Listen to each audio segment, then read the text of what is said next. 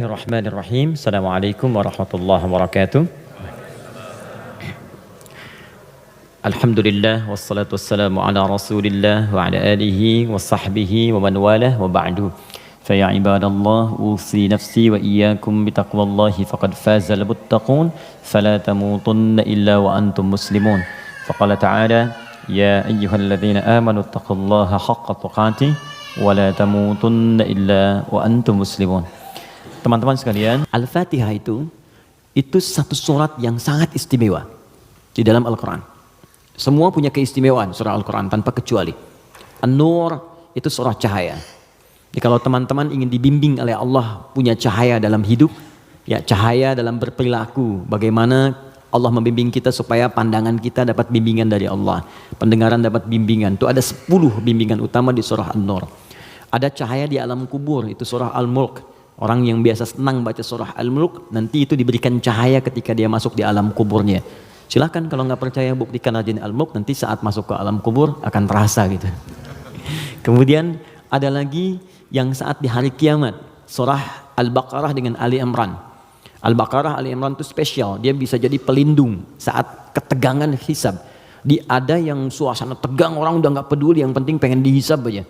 Ya, nanti ada 7 golongan santai aja, tapi di tenda besar. Santai, ya sab'atun yadhilluhumullahu fi dhillin yauma la dhilla illa dhilluh. Ada 7 golongan yang saat di hari kiamat tenang aja mendapat naungan Allah saat semua umumnya orang gelisah. 7 golongan ini ada al-imamul adil, imam yang adil.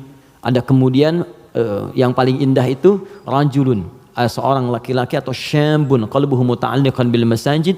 Ada orang yang lekat dengan rumah Allah. Jadi pengennya tuh ke masjid, pengen baca Quran di masjid, pengen itikaf. Ada syabani yatahabbani fillah, 2 orang yang bersahabat karena Allah. Cari sahabat-sahabat yang dekat tuh bisa saling mengingatkan, itu bersahabat sampai ke surga nantinya. Ada hadisnya.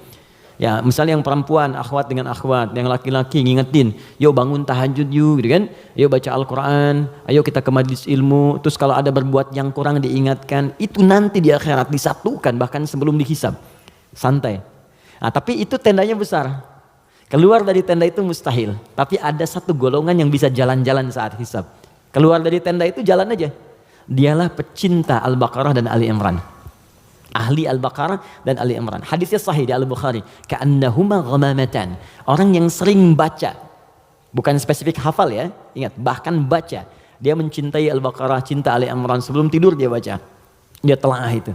Itu nanti keduanya menjadi pelindung. Ka'annahuma ghamamatan. Jadi saat lelah, penat, padat, panas, itu jadi pelindung di atas kepala ya. Nah, kalau Anda punya bukunya Al-Imam An-Nawawi, namanya At-Tibyan fi Adab Hamalatil Quran. Jadi sebelum menulis Al-Arba'in 42 hadis, pernah dengar? Ada Riyadus Shalihin 1896 hadis, beliau menulis namanya At-Tibyan fi Adab Hamalatil Quran. Bagaimana bercengkrama dengan Al-Quran, ada petunjuknya. Nanti ada di halaman 52, terbitan Darun Nafais, paling kanan pertengahan.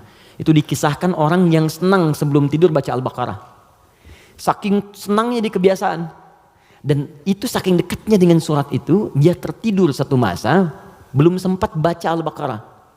Tiba-tiba dalam tidurnya kaget, dia bangun mimpi, terus tangannya tersenggol kawannya. Kawannya kaget, bangun juga, dia tanya, "Mas Bika, kenapa kamu begini?" Kata kawan yang tadi, "Wallahi ra'aitul fil manam laqad natahatnil Baqarah." Tadi saya di mimpi, di tidur saya mimpi, saya diseruduk Al-Baqarah. Al-Baqarah kan sapi betina gitu kan. Nah, diseruduk, bangun, kamu belum baca saya gitu. Nah, itu sampai begitunya gitu ya. Jadi kalau Allah sudah sayang dengan seorang hamba, terus dia dekat dengan Al-Quran, maka Al-Quran itu akan menjaga kita.